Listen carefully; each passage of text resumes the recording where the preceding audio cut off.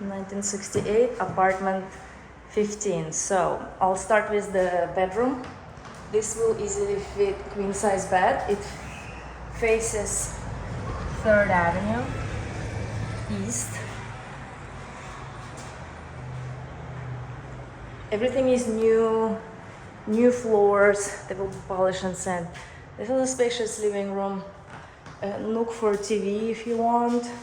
This could fit L-shaped couch. This could fit rectangular table for two. This is where the fridge will go. Here's gonna be stove.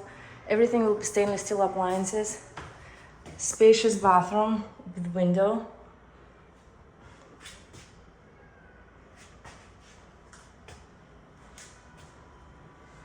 And I want to show you how much light will come through. This is south. So you have south facing side windows, south and north.